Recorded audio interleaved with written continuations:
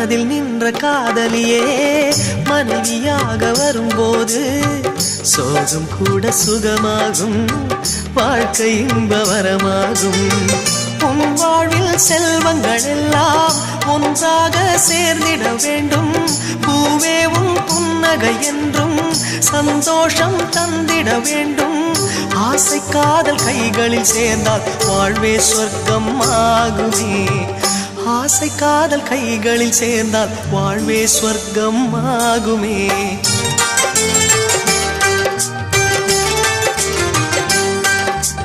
ஆனந்தம் ஆனந்தம் பாடும் மனமாசையின் ஊஞ்சலில் ஆடும்.